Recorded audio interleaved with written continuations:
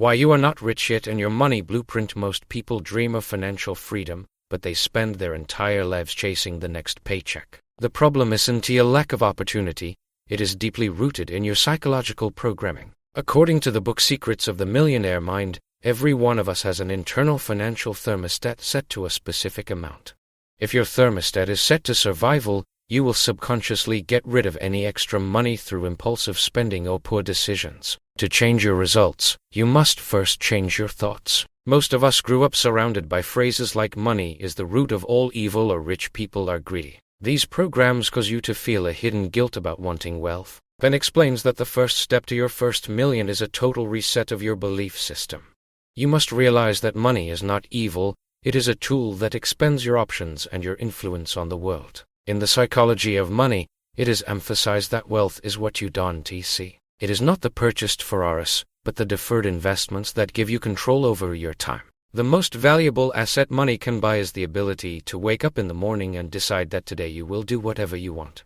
Until you understand that wealth is about freedom of choice, not a display of status, you will remain trapped in the consumption cycle. Your consciousness must shift from spending mode to creation mode. This is the foundation. Without it, any building of prosperity will collapse at the first crisis. Stop blaming the economy or the government. Your financial situation today is a precise reflection of your beliefs yesterday. To grow, you must expand your horizons and believe that success is available to you. One of the biggest obstacles to wealth is the fear of scale. The book The Magic of Thinking Big argues that people set a ceiling for themselves that they can never reach simply because they are afraid to even dream of it. Most people look for a normal job with a stable salary, effectively programming themselves for mediocrity. But real money comes to those who are willing to step outside their comfort zone. Ben recalls the story from Think and Grow Rich about a commander who burned his ships after landing on the enemy shore. His soldiers had no choice, either victory or death. In business and finance, you often need to create a situation where you have no choice but to succeed. Comfort is a silent killer of ambition. If you have enough for food and rent, your brain stops looking for innovative ways to earn. To make a breakthrough, you must artificially create conditions that require maximum effort. This doesn't mean taking reckless risks, but it does mean stopping the fear of making mistakes. The winner effect describes how small wins change brain chemistry, increasing testosterone and confidence levels. Every achievement makes you stronger for the next step. Start setting goals that scare you with their grandeur. If your goal doesn't make your heart beat faster, it is too small. Great things begin with the decision to try something that seems impossible. The world is full of resources, and they go to those who are bold enough to claim them. Remember that competition at the top is much lower than at the bottom of the mountain, because most people are too terrified to even begin the climb. You must be the one who dares.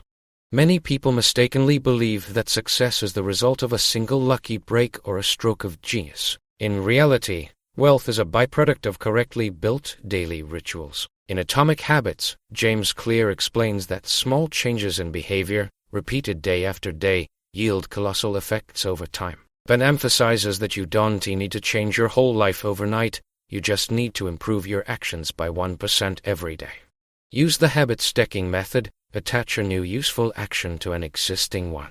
For example, listen to an audiobook on investing while you drive to work. The problem for most is that they focus on the goal I want $1 million but completely ignore the system for achieving that goal. The system is your daily schedule, your spending, and your learning. The 7 Habits of Highly Effective People teaches us to begin with the end in mind.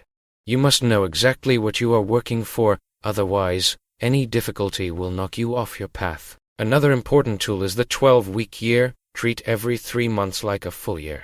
This creates the necessary urgency and prevents you from relaxing at the start of the year. When a deadline is close, productivity increases manifold. It is also vital to clear your brain of unnecessary noise. Getting things done GTD advises writing down all tasks and ideas so you don't waste energy holding them in your head. Your productivity depends directly on how clearly you see the next step. Success is not a quantum leap but a sequence of correctly chosen directions. If you do not manage your day, the day will start managing you. Discipline is the bridge between goals and accomplishment, and this bridge is built from the bricks of your daily habits. In a world of high competition, it is not enough to just do your job. To earn truly big money, you must possess unique skills, Cal Newport's book So Good They Can't Ignore You argues that passion for a craft comes after you become a professional in it, not before. Van advises not to look for a dream job but to build dream skills. Career capital consists of your rare and valuable abilities that you can exchange for income and freedom. In the book Mastery, Robert Greene describes the path to the top as a long process of deep immersion. You must move past the amateur level and become a master. This requires deep work, the ability to focus without distraction on a cognitively demanding task. Most people spend their day in shallow work, answering emails and scrolling through social media, which is why they stay at the bottom of the pay scale. Wealthy people value their time and spend it on things that provide the highest leverage. Don't just follow your passion, follow your contribution. Ask yourself, what can I do better than anyone else that the world is willing to pay for? The unfair advantage suggests looking at your natural strengths, your location, and even your unique life experiences. When you combine several skills, for example, coding, marketing, and public speaking, you become a category of one. This unique stack of skills makes you irreplaceable and nearly impossible to replicate by artificial intelligence or cheaper labor. The more specialized and rare your knowledge is, the higher your price tag becomes. Do not be a generalist, be a specialist who solves expensive problems. Mastery is not about being born talented, it is about the thousands of hours of deliberate practice that others are too lazy to do. When you start earning money, the biggest trap is the desire to look rich before you actually are. This is where the lesson from Rich Dad Poor Dad becomes vital. You must understand the difference between an asset and a liability. An asset puts money in your pocket, while a liability takes money out of your pocket. Most people think their home is their biggest asset, but if it requires monthly mortgage payments, insurance, and taxes without generating income, it is a liability. The middle class buys toys that lose value, while the rich buy things that produce cash flow. Van shows that building wealth is about accumulating assets like stocks, real estate, or businesses. In The Millionaire Next Door, we learn that most real millionaires don't live in mansions or drive luxury cars. They live frugally and invest their surplus. They prioritize financial independence over high status. This is the psychology of money in action. Wealth is the money you haven't spent. If you earn $10,000 and spend $10,000, you are not rich, you are just a high-level consumer. To bridge the wealth gap, you must pay yourself first. Before paying the landlord or the grocery store, take a percentage of your income and move it into an investment account. This creates a forced savings habit that builds your foundation. The richest man in Babylon taught this lesson thousands of years ago. A part of all you earn is yours to keep. If you can't live on 90% of your income, you won't be able to live on 100% either. Control your expenses, avoid lifestyle creep, and watch your asset column grow.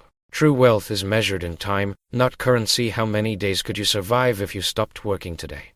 Investing often feels slow and boring in the beginning, which is why most people quit or look for get-rich-quick schemes. However, the compound effect by Darren Hardy explains that consistent, small gains lead to massive results over a long period. Think of the penny that doubles every day for 31 days. For the first 20 days, it looks like nothing is happening. But in the final days, it explodes into millions. This is how the stock market works.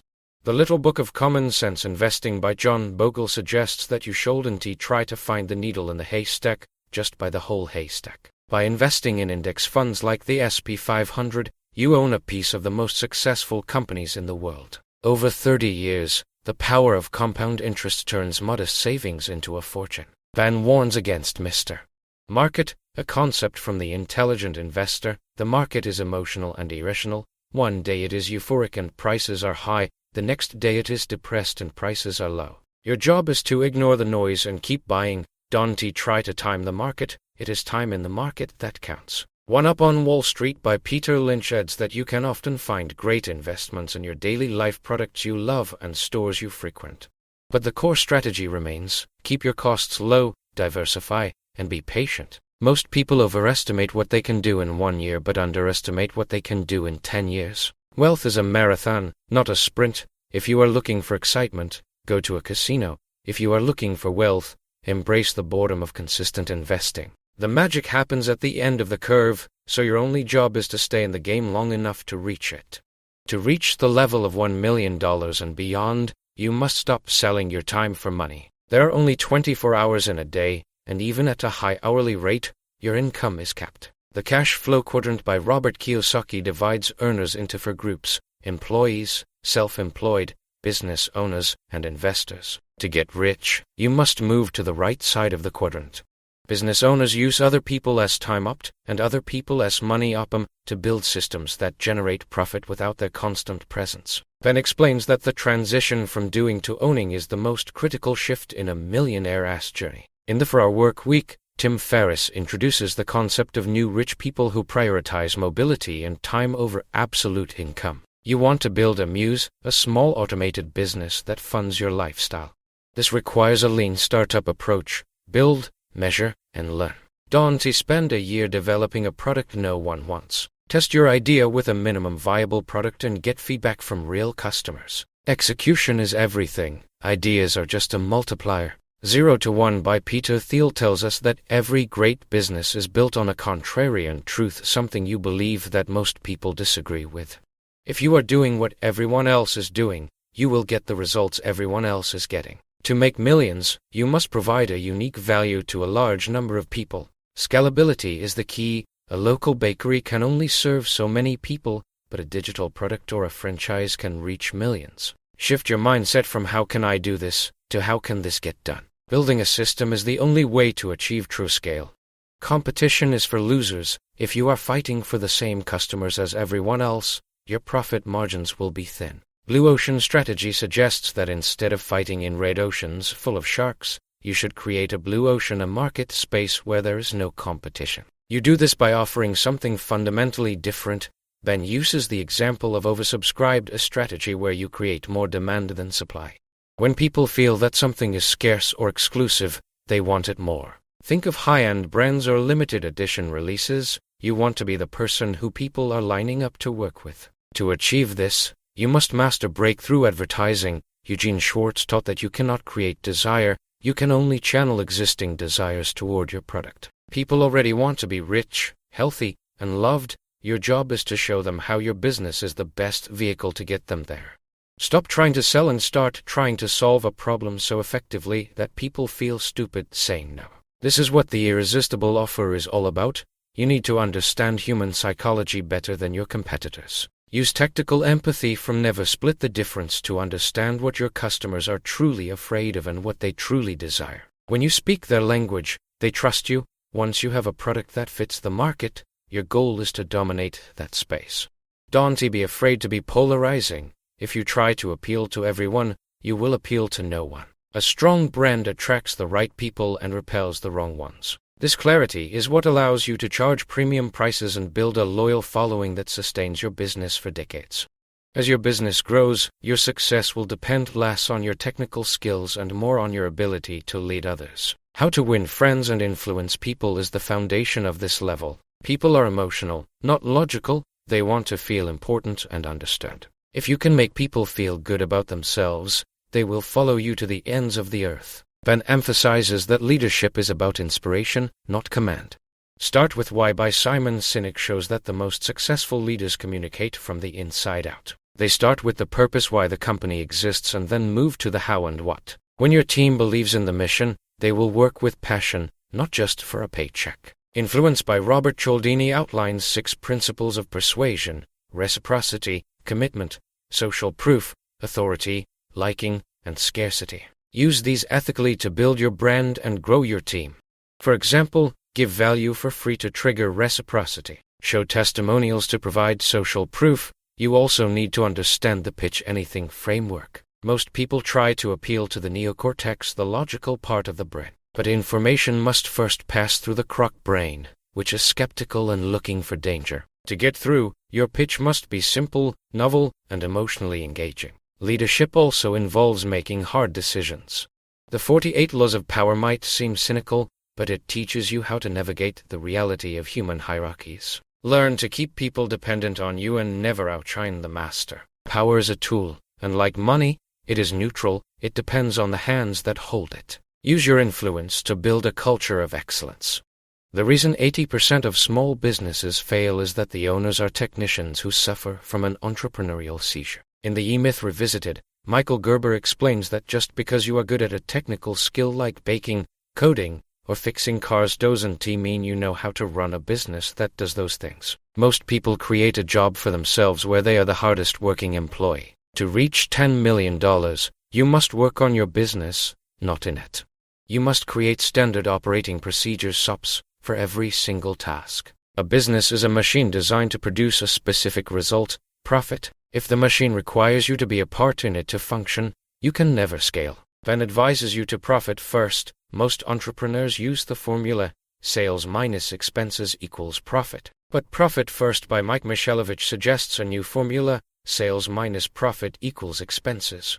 Take your profit out first, and force your business to run on what is left. This creates a lean, healthy company. Use the hedgehog concept from good to great. Focus on 3 things: what you are deeply passionate about, what you can be the best in the world at, and what drives your economic engine. If you try to do too many things, you will be mediocre at all of them. Specialize until it hurts. The goal is to build a turnkey operation, a business so well systematized that you could sell it to someone else and it would continue to run perfectly. This is the ultimate form of leverage. When your systems are working, your income becomes truly passive, and you have achieved the final stage of financial freedom.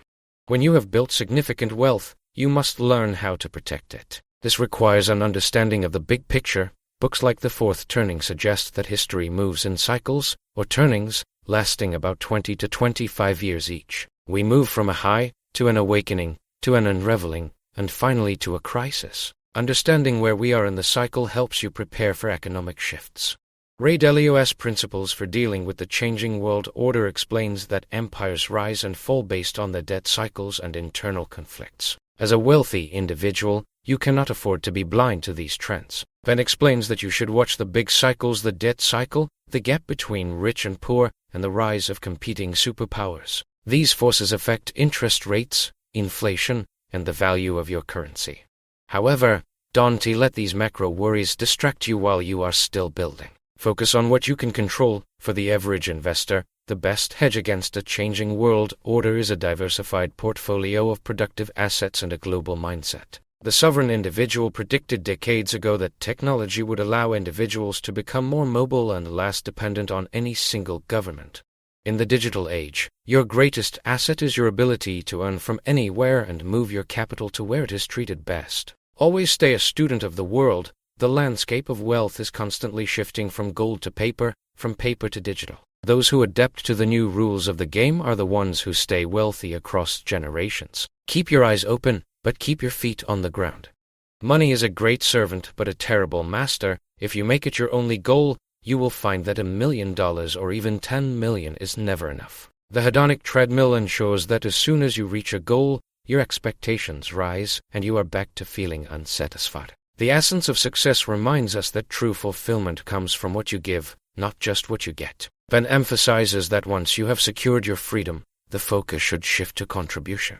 Think and Grow Rich ends with the idea that the greatest wealth is the peace of mind that comes from helping others. Your legacy isn't your bank balance, it asks the impact you've had on your family, your community, and the world. Use your wealth to solve problems that matter to you, whether it asks through philanthropy, mentoring, or building products that improve lives. The why becomes more important than ever. The Psychology of Money concludes that being wealthy is ultimately about the flexibility to be a good person and enjoy your life. Don't be the richest man in the graveyard who never saw his kids grow up. Balance the hustle with the harvest. You've read the books, you've learned the lessons, and you've built the systems. Now, live the life you've created. Success without fulfillment is the ultimate failure. Keep learning, keep growing, and keep sharing the light. The journey to $10 million is a transformation of character. You didn't just get the money, you became the person capable of creating it. That version of you is the real prize. Now, go out there and make it happen. I'll be right here cheering you on. See you at the top.